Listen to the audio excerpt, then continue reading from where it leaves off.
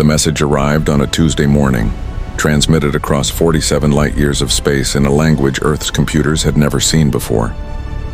Within 6 hours, the world's best linguists and artificial intelligence systems had cracked it.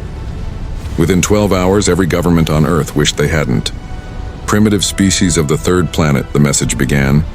You have been discovered by the Galactic Empire. Your world possesses resources we require. You have two choices. Submit to our rule and become a subordinate species within our empire, or resist and be destroyed. You have one solar rotation of your planet to decide. The United Nations Emergency Council met in Geneva within hours. Representatives from every nation on Earth crowded into the chamber, their faces showing various shades of fear, anger, and disbelief. For 3 hours they shouted at each other. Some wanted to surrender immediately. Others demanded they fight. A few suggested hiding or running. Then someone from the back of the room spoke up. Nobody remembered later who it was, but they remembered what was said. They want a war? Let's give them one they'll never forget. The response Earth sent back was simple. We accept your declaration of war. However, we request 6 months to prepare our forces. Is this acceptable to the Galactic Empire? On the Imperial flagship Pride of Calreth, Commander Vecris read the translation and laughed. It was a deep, rumbling sound that echoed through the command center. His subordinates laughed with him. 6 months? These primitives wanted 6 months to prepare. Grant their request, Vecris said, still chuckling. Let them have their time. It will make no difference. Send observers to watch their preparations. I want to see what these humans think will stop us. Vecris was a veteran of 32 campaigns. He had fought the Zelthians, who could regenerate from almost any wound. He had crushed the Morthic Collective, whose hive mind made them perfectly coordinated. He had broken the Sentinel defense line, which had held for 200 years. In all his life and all the Empire's 4,000-year history, no species had ever won against them. These humans would be no different. Their technology was primitive. They still used chemical propulsion for most of their spacecraft. They had barely colonized their own moon. They were divided into hundreds of competing nations that could barely cooperate on anything. But Vecris was thorough. He sent his 3 best intelligence officers down to Earth to observe. What they reported back confused him. Commander, his chief intelligence officer said, her face troubled on the video screen. They are not mobilizing their militaries as we expected. What do you mean? Vecris asked. They are emptying their prisons, sir. All of them. Every prison facility on the planet is being processed. They are releasing the inmates. Vecris frowned. Perhaps they need the space. Are they converting the prisons into military facilities? No, sir. They are releasing the prisoners and giving them a choice. They can have full pardons for their crimes, or they can join something called the Frontier Force. Almost all of them are choosing the Frontier Force. What crimes did these prisoners commit? The intelligence officer checked her data pad. Murder, sir. Assault. War crimes from their various planetary conflicts, torture, terrorism, mass murder. The worst criminals their species has produced. They are releasing all of them. Vecris leaned back in his command chair. This made no sense. Perhaps they are desperate. They plan to throw bodies at us? There is more, sir. They are also recruiting from their military discharge records, but not the honored veterans. They are specifically finding soldiers who were removed from service for being too violent. Excessive force, unauthorized killings, insubordination, and they are offering massive payments to mercenaries and private military contractors. Over the next weeks, the reports grew stranger. Earth had divided its new force into groups. The first group they called Tier 1. These were professional soldiers who had been discharged for brutality, mercenaries with verified kill counts in the hundreds, and special forces operatives who had been deemed too unstable for normal service. The second group, Tier 2, was worse. These were the serial killers who had murdered dozens, the war criminals who had committed atrocities that made even Earth's governments uncomfortable, the truly insane who had been locked away in high-security mental facilities. These were kept separate and given different training. Then there was Tier 3, but nobody talked about Tier 3 much. Even Earth's government seemed frightened of what they had put in that category. What kind of training are they receiving? Vecris asked during one briefing. His intelligence officer pulled up video footage. This is from one of their training facilities, sir. We accessed it through their public network. They seem to want us to see this. The video showed a large room that looked like a destroyed city. Human trainees moved through it in small groups, but they moved wrong. There was no formation, no organization. They scattered randomly, some running along walls, others diving through windows. They fought each other in practice combat, and the combat was vicious. No rules, no stopping when someone was down. One trainee was laughing while another choked him. The one being choked managed to bite the other's arm hard enough to draw blood. They both fell away laughing. "What are they doing?" Vecris whispered. "They call it chaos training, sir. They are specifically teaching them to be unpredictable, to ignore pain, to enjoy combat. The instructors are former soldiers who were discharged for psychological problems." Another video showed a classroom. A scarred human stood at the front, pointing at a holographic display of a Calreth soldier.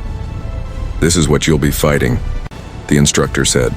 "They are bigger than us, stronger than us. Their armor is better than anything we have. Their weapons are more advanced. Their ships are faster." The trainees in the room were silent, watching. "So we do not fight fair," the instructor continued. "Fair fights are for sports. This is war. You see that armor? It has 17 connection points. You cannot break it, but you can get through it. You see those weapons? They will kill you in one shot. So do not get shot, move, keep moving. Make them miss. Make them afraid." One trainee raised his hand. "What if we get captured?" The instructor smiled. It was not a nice smile. "Then you make them regret it. You make them so uncomfortable, so disturbed, that they let you go or kill you. Either way, you win. A live prisoner can escape. A dead prisoner becomes a warning." Vecris watched dozens of these videos. He saw humans training in zero gravity by fighting each other with knives. He saw them practicing what they called boarding actions, where they would cut into a ship's hull and attack the crew inside. He saw them learning to use improvised weapons to build bombs from common materials to spread fear. "They are training terrorists," Vecris said. "Not soldiers, terrorists." "Yes, sir," his intelligence officer agreed. "But very effective terrorists." Earth's fleet began to assemble. The ships were wrong too. Military vessels were supposed to be clean, organized, painted in proper colors. These ships looked like they had been built in scrapyards. Some had been. Earth had taken every civilian ship that could fly, stripped out the civilian parts, and welded on weapons. The weapons were primitive but numerous. Ballistic missiles that used simple explosives. Railguns that fired chunks of metal at high speed. Even more primitive kinetic weapons that just threw heavy objects very fast. Nothing sophisticated, nothing that required advanced technology. But there were so many ships, thousands of them, and on their hulls painted in bright colors were marks, tallies, kill counts. "Sir," his intelligence officer said, "those marks are from before the war has even started. They have painted kill counts on their ships as a psychological tactic." "Or a promise," Vecris muttered. The 6 months came to an end. Vecris prepared his fleet for departure to Earth. He had 300 ships, each one a masterpiece of Calreth engineering. His crew were all veterans, trained from birth in the military arts. They knew 400 battle formations. They understood honor, discipline, and proper warfare. The night before departure, Vecris received one final report from Earth. His intelligence officers had intercepted a transmission from Earth's command to their fleet. He read it alone in his quarters. "To all Frontier Force personnel, you know what you are. You know what you have done. Society locked you away because you were too dangerous, too violent, too broken. We needed you locked away because peace required it. But now we need you for what you are. We need your violence. We need your chaos. We need you to do what no civilized soldier would do. There are no rules in this fight. There are no laws. There are no limits. Win or lose, you will never be welcomed home as heroes. You will never be honored. But you will be free. Show the Empire what happens when humanity stops pretending to be civilized. Make them regret ever finding us." Vecris put down the datapad and looked out his window at the stars. For the first time in his long military career, he felt something he had not felt before: doubt. The next morning, his fleet departed for Earth. 300 ships of the Calreth Empire, the greatest military force in the known galaxy, moving to crush a primitive species that had barely learned to leave its own planet. Behind them, Earth's fleet was moving too. Thousands of improvised warships crewed by the most violent, unstable, and dangerous humans their species had ever produced. Men and women who had spent years, sometimes decades, locked away from society. Now they were free, they were armed, and they were coming. Vekris watched the long-range sensors as the two fleets approached each other. His ships moved in perfect formation, a beautiful display of military precision that had been perfected over millennia. The human ships moved like a swarm of insects. No formation, no pattern, just a chaotic mass of vessels that seemed to move randomly through space. "Sir," his tactical officer said, "we cannot predict their movement patterns. They have no formation." "Then we will impose order on chaos," Vekris said, trying to sound confident. "Prepare for engagement. Standard battle formation 7. Show these primitives how real warriors fight." His fleet moved into position, a perfect crescent designed to envelop and destroy an enemy. It had worked for 2,000 years against every opponent they had faced. The human fleet did not respond to the formation. They did not counter it or try to break it. They just kept coming, scattered and random, like they did not even see the trap being prepared for them. "In range in 60 seconds, the tactical officer announced. Vekris gripped his command chair. This was it. This was where the war would be decided. His perfect formations and discipline against their chaos and desperation. "Sir," the communications officer said suddenly, "we are receiving a transmission from the human fleet." "Put it through," Vekris ordered. The message was simple. Just 7 words spoken by a human voice that was laughing. No rules, no mercy, no prisoners. Then the human fleet opened fire, and Vekris realized that everything he knew about warfare was about to become completely useless. The Battle of Proxima Garrison lasted 7 hours. In those 7 hours, everything Commander Vekris understood about warfare died. The human fleet did not maneuver to counter his formation. They ignored it completely. Ships broke off from the main group in 1s and 2s, accelerating at speeds that should have killed their crews from the force. Some headed straight at his vessels. Others curved away in random directions. There was no pattern, no logic. "Target the lead ships," Vekris ordered. "Fire when ready." His weapons officers opened fire. Calreth plasma cannons, capable of cutting through a moon, lanced out at the approaching human vessels. 3 ships exploded instantly, their primitive hulls no match for advanced weapons. But the humans did not slow down. They did not retreat. They did not even try to dodge in any coordinated way. Each ship moved independently, randomly, making it impossible to predict where they would be. More ships exploded, 10, 20, 50, but hundreds more kept coming.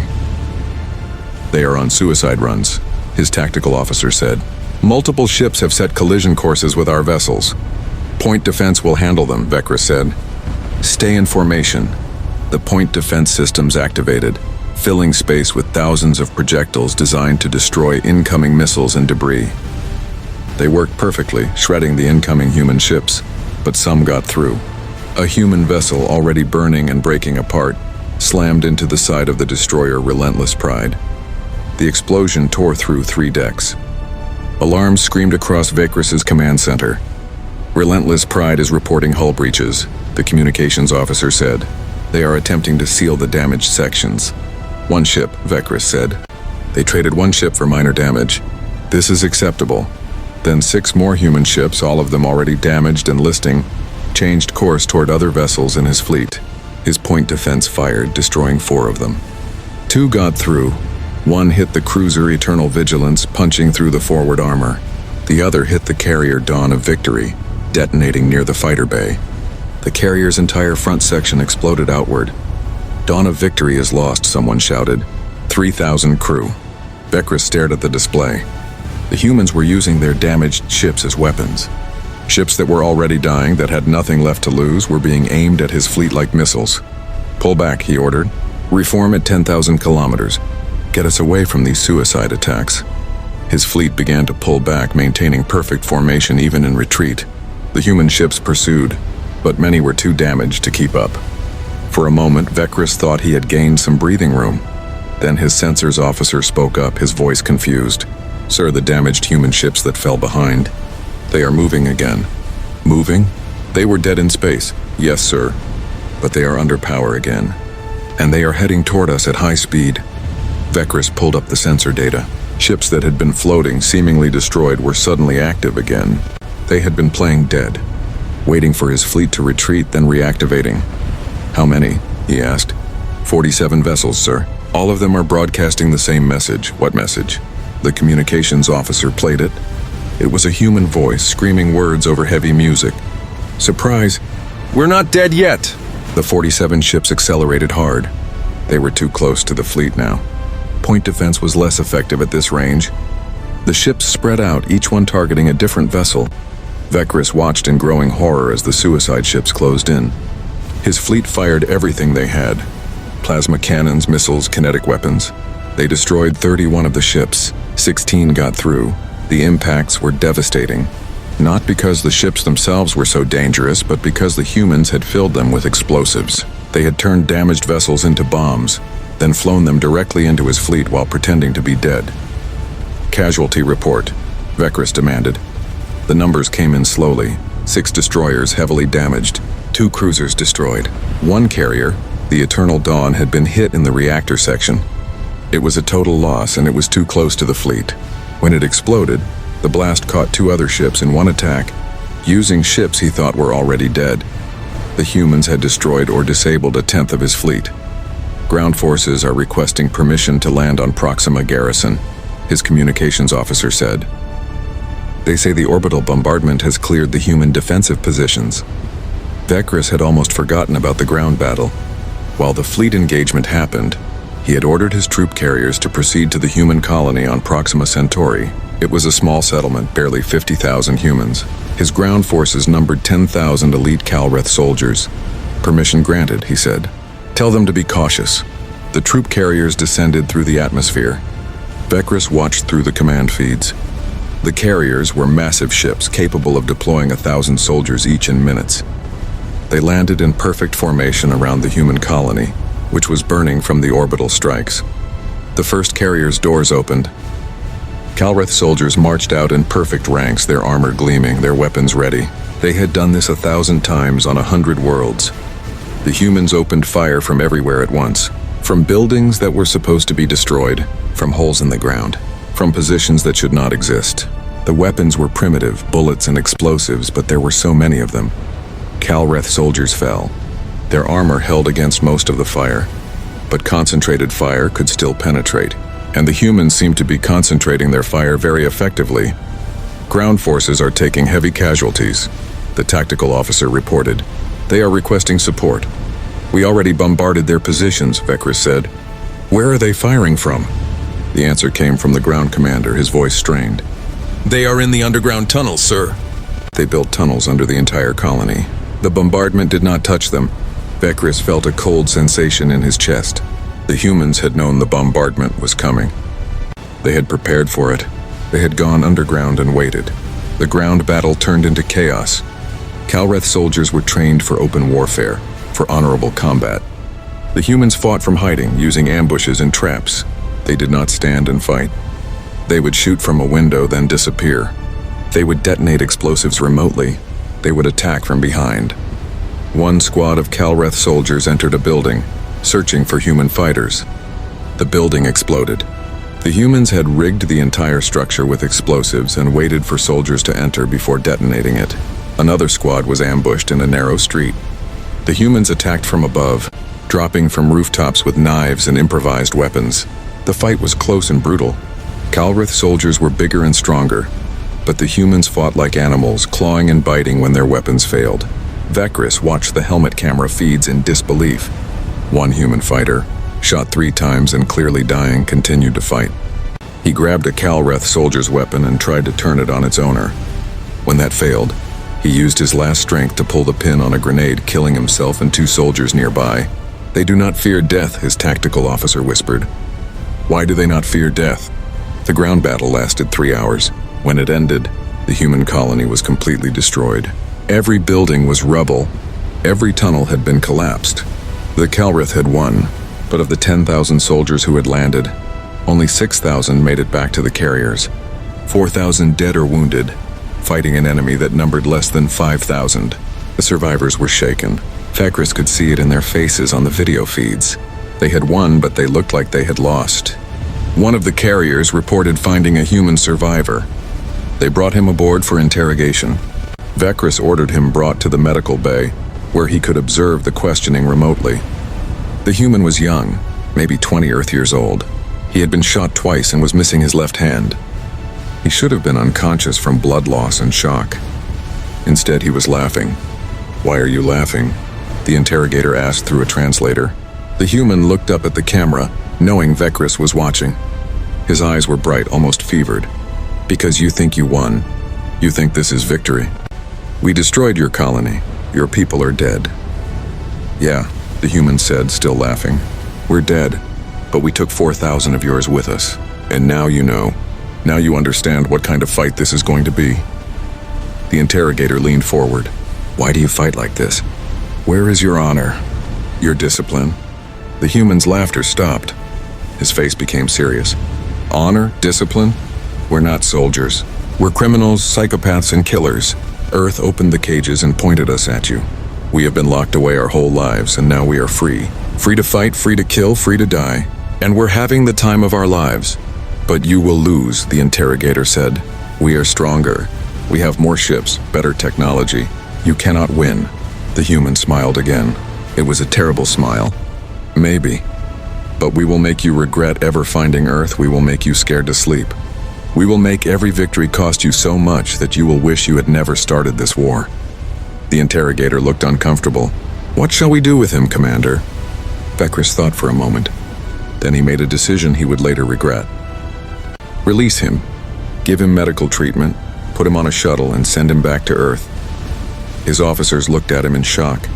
"Sir, I want Earth to know what happened here. I want them to see what we can do. Release him." The human was treated, his wounds sealed, his missing hand given a basic prosthetic. They put him on a shuttle with enough fuel to reach the nearest human outpost. Before he left, the human asked to speak to Vekris directly. Against his better judgment, Vekris allowed it. The human's face appeared on his screen, still pale from blood loss but still smiling. "Thank you for the medical treatment. Very honorable of you. I want your people to know what happens when they fight us," Vekris said.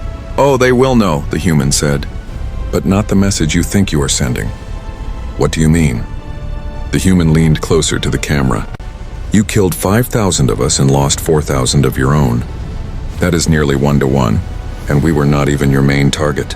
We were just a colony, a small settlement. Now imagine what the main fleet will do. The Tier 1 fighters. And if things get bad, Tier 2. And if things get really bad, Tier 3. "What is Tier 3? Vekris asked before he could stop himself. The human's smile faded. For the first time, he looked serious. "Pray to your gods you never find out." The shuttle launched. Vekris sat in his command chair, staring at the casualty reports. 8 ships destroyed or crippled, 4,000 ground troops dead, against an enemy that should have been easy to defeat. His communications officer interrupted his thoughts. "Sir, we are receiving reports from the other engagement fleets. They have also made contact with human forces. Results?" Vekris asked. "Similar to ours, sir. Heavy casualties, unpredictable tactics, suicide attacks. The humans are fighting the same way everywhere." Vekris pulled up a tactical map of the war. The Empire had sent forces to 6 different human colonies. All 6 were reporting the same thing. Heavy losses, disturbing tactics, enemies that fought without fear or honor. In 3 days of fighting, the Empire had won every single battle. They had destroyed human colonies, captured human territory, and proven their military superiority. But Vekris looked at the casualty figures and felt cold. They had won every battle, but each victory cost them dearly, and Earth had not even committed its main fleet yet. This was just the beginning. 3 months after the first battles, Commander Vekris stood before the Emperor's War Council on the capital world of Calreth Prime.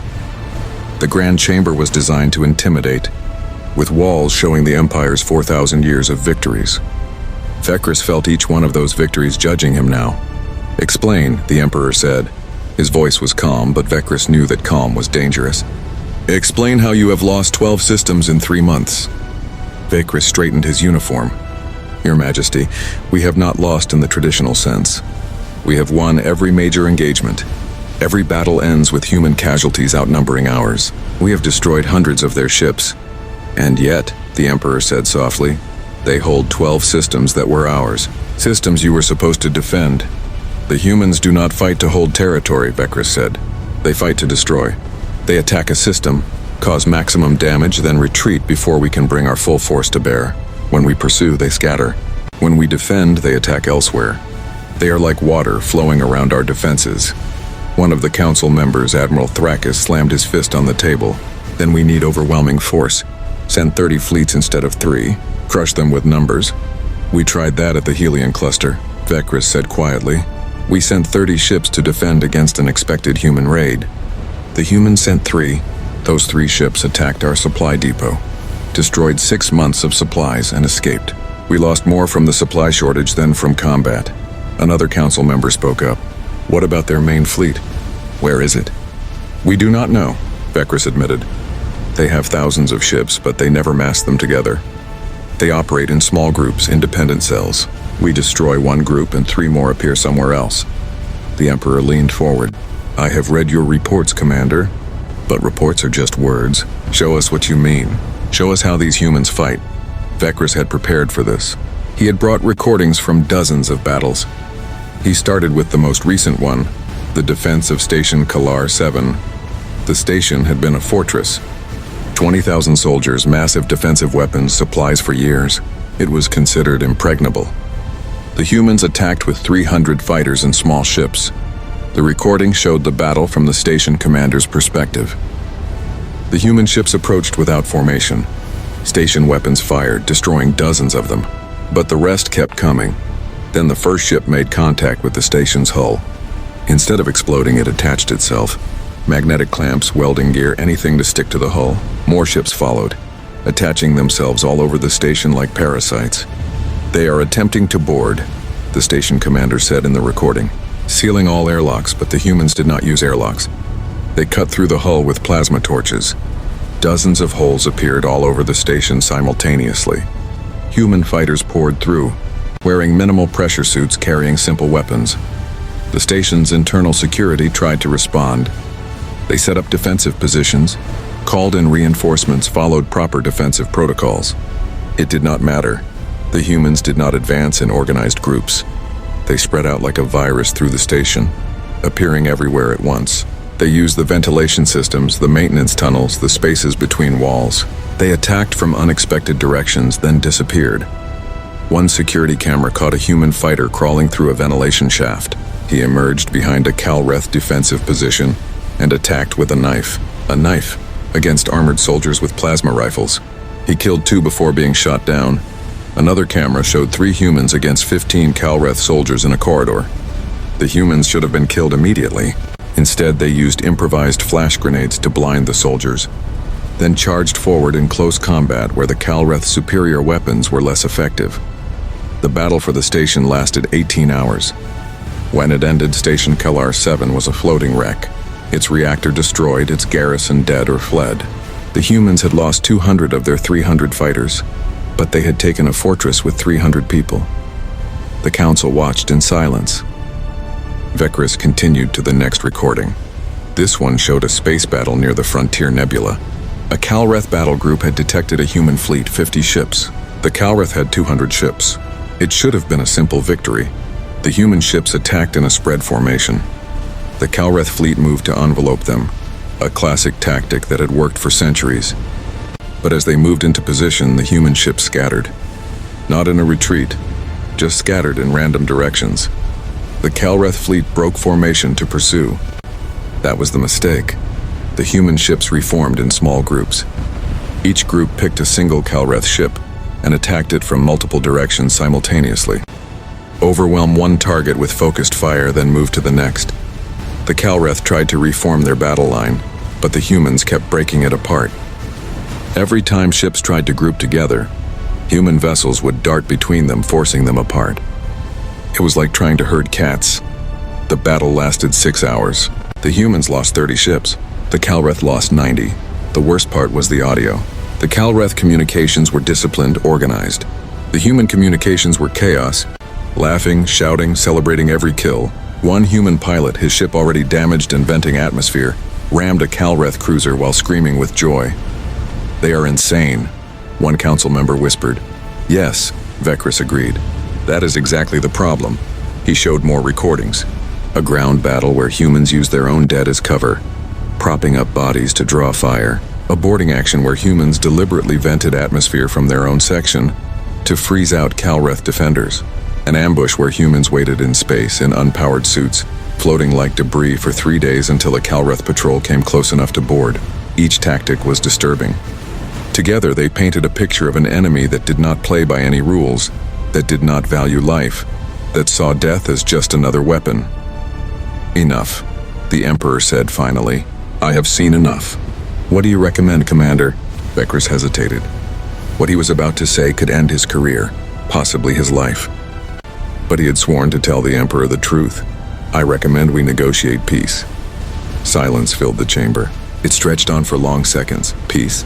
Admiral Thrakis stood up, his face purple with rage. We have never surrendered. Not in 4,000 years. We do not make peace with inferior species. We are not inferior, said a new voice. Everyone turned. Vekris had brought a guest cleared by the Emperor himself. A human prisoner, captured 2 weeks ago during the Battle of Serenity Station. His name was Marcus Drake, formerly a soldier in Earth's army, discharged for what his file called excessive enthusiasm in combat. Drake was not restrained. He walked to the center of the chamber calmly, looking around at the assembled council with interest. His Earth military uniform was clean, and he carried himself like he was at a casual meeting, not facing the leaders of a galactic empire. You wanted to understand humans, Vekris said. I brought you one. Marcus Drake has agreed to answer questions honestly. The Emperor studied Drake for a long moment. You volunteered to be here? Yes, Drake said. I was curious. Wanted to see the inside of the Imperial Palace. Pretty fancy. You are not afraid? Drake shrugged. Of what, dying? I have been shot 4 times, stabbed twice, and blown up once. I have jumped out of perfectly good aircraft for fun. What is there to be afraid of? Admiral Thrakis leaned forward. We could execute you right now. You could, Drake agreed cheerfully. But then you would not learn what you need to know. And what is that? The Emperor asked. Why, you cannot win this war. The chamber erupted in shouts. Guards moved toward Drake, but the Emperor raised his hand. Explain. Drake walked to the tactical display showing the current war situation. He pointed at the 12 systems marked in red, formerly Calreth territory, now abandoned or destroyed. You think we are beating you with tactics or technology? That is not true. Your tech is way better than ours. Your soldiers are better trained. Your formations are perfect. You should be winning easily. Then why are we not? Vekris asked. Drake turned to face him. Because you care about winning. We care about hurting you. There is a difference, he pointed at one of the red systems. You took this system back from us last month. You won the battle, but we destroyed all the infrastructure before we left. The mines, the refineries, the stations. It will take you 5 years to rebuild. Was that a victory? We drove you out, Admiral Thrakis said. Right. And it cost you 30 ships and 6,000 soldiers to drive out 300 of us. And we will probably come back in a month and do it again. How many times can you afford to win before you run out of ships and soldiers? The Emperor's expression did not change. You believe you can win through attrition. But we have far more resources than Earth. We can outlast you. Can you? Drake asked. See, that is the thing. We sent Tier 1 first. Professional soldiers, mercenaries, discharged special forces. Dangerous, but still basically sane. We have been fighting you for 3 months with just Tier 1. And? Vekris prompted. And Earth has already authorized the deployment of Tier 2. They launch next week. Vekris felt his blood run cold. He had read the intelligence reports on Tier 2. What is Tier 2 exactly? Drake's smile faded. The people Earth was scared to let out even for this war. Serial killers with body counts in the dozens.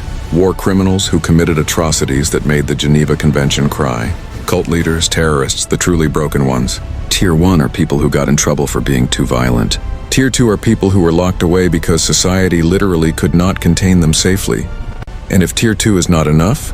The Emperor asked. Then there is Tier 3, Drake said quietly. But honestly, I hope it does not come to that. I've seen the files on Tier 3, they scare me. What is Tier 3? Admiral Thrakis demanded. I do not know exactly. Those files are classified above my level, but I know they exist. Earth has been studying psychological warfare, bioweapons, and neurological enhancement for decades. All the projects that were shut down for being too dangerous or too immoral, they put all of that into Tier 3. The chamber was silent. Finally, the Emperor spoke. You are trying to frighten us." "No," Drake said. "I am trying to save lives. Your lives and ours. Because here's the truth, we cannot beat you militarily. But we do not have to. We just have to make winning too expensive. We just have to make you tired of fighting. And we are really, really good at that." He walked back to the center of the